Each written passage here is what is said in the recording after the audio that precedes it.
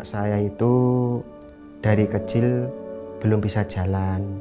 Nah, kalau ibunya itu kan sekarang kan keadaan sakit dan habis jatuh. Nah, jatuh itu kan sampai operasi dari Malang. Nah, itu tidak bisa apa-apa sekarang.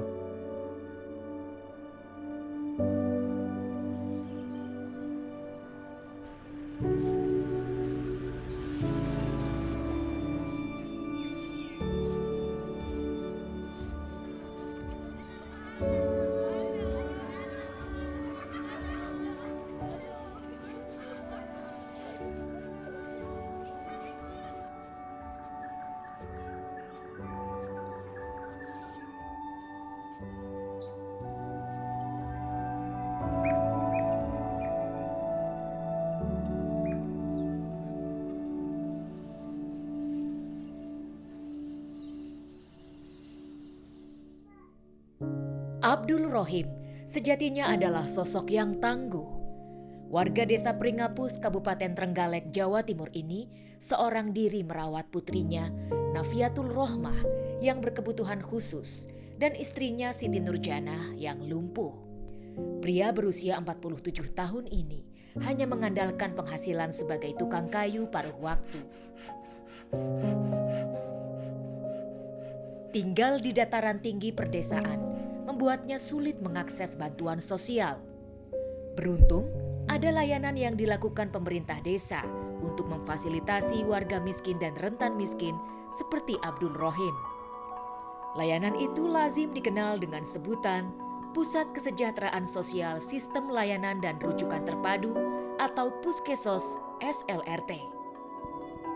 Pada tahun 2017, kami menerima laporan dari warga bahwa ada anak disabilitas yang sampai saat itu belum pernah menerima bantuan. Sehingga kami mendatangi ke tempatnya Pak Abdul Rohim. Benar adanya kami menemukan adik Nafiatul Rohmah ini dalam kondisi disabilitas berat. Akhirnya kami mengajukan adik Nafiatul Rohmah ini untuk menerima bantuan. Sehingga pada tahun 2020 sampai 2021 kemarin menerima bantuan ASPD dari Dinas Sosial. Pak Abdul Rohim ini kan seorang tukang kayu ya. Kemudian kami berusaha bagaimana agar Pak Rohim ini bisa bekerja, tapi tetap juga bisa mengurus anak istrinya yang dalam kondisi perlu perawatan setiap saat. Sehingga kami memfasilitasi untuk membantu alat pertukangan. Puskesos SLRT diinisiasi oleh pemerintah sebagai layanan sosial satu pintu dan merupakan program prioritas nasional untuk membantu percepatan penanggulangan kemiskinan, mendukung pelaksanaan SPM, dan mendorong reformasi sistem perlindungan sosial.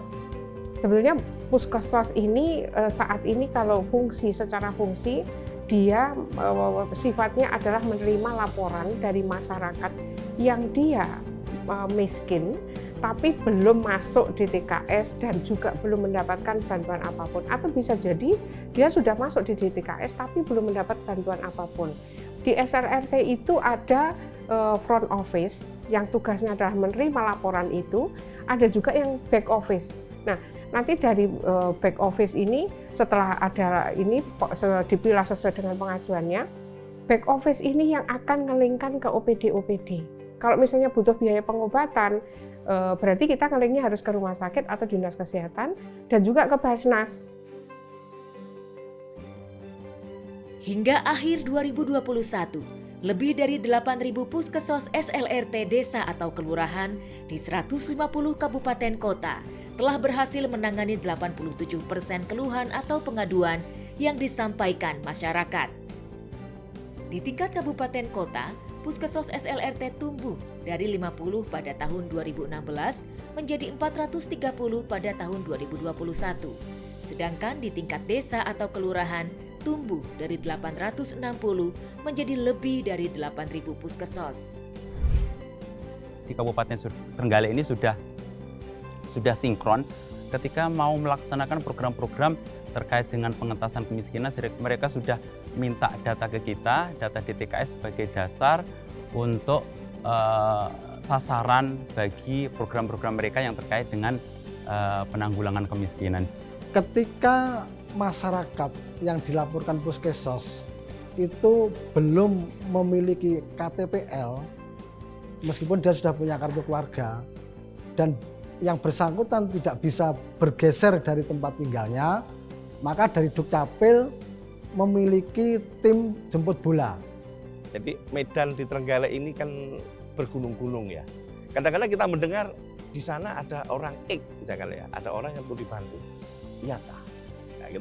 Nah, ketika begitu ada, oh itu sudah masuk datanya sudah ada di Puskesmas. Oh ya sudah, berarti benar itu. Kalau belum, kita saling laporkan.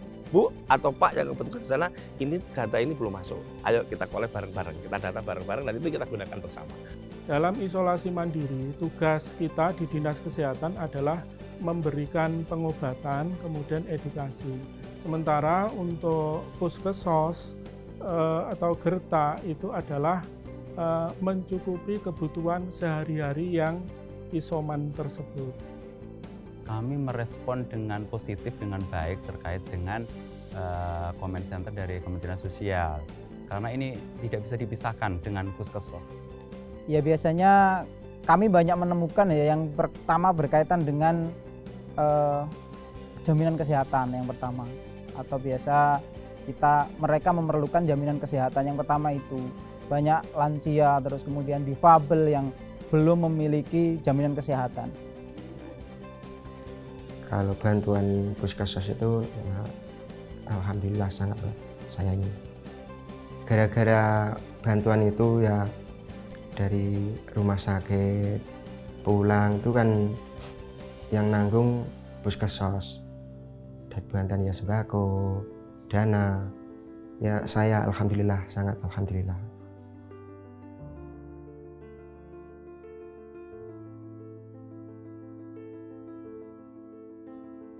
Puskesos SLRT berpotensi besar sebagai sarana pelaksanaan standar pelayanan minimal atau SPM daerah dan dalam mendukung penghapusan kemiskinan ekstrim di Indonesia. Jadi setiap daerah harus punya. Kalau setiap daerah diwajibkan punya mall pelayanan publik, kenapa kita nggak punya mall pelayanan kemiskinan? Kalau memang itu dibutuhkan, artinya pelayanan kemiskinan ya harus menjadi satu mandatori di daerah-daerah bahwa wajib daerah punya pelayanan terpadu untuk masalah kesosialan. Dengan adanya Puskesos sampai di tingkat desa, di tingkat yang paling kecil, maka data akan terupdate real time dan ketepatan data akan membantu ketepatan sasaran program sehingga pengentasan kemiskinan ekstrim akan lebih cepat menurunkannya dan juga akan lebih efisien secara budget. Program Puskesos SLRT ini dapat menurunkan angka kemiskinan dan meningkatkan IPM karena terlayaninya masyarakat dengan bansos dan program unggulan pemerintah lain. Puskesos adalah aset besar yang berpotensi mendukung upaya percepatan penghapusan kemiskinan ekstrim dan reformasi program-program perlindungan sosial.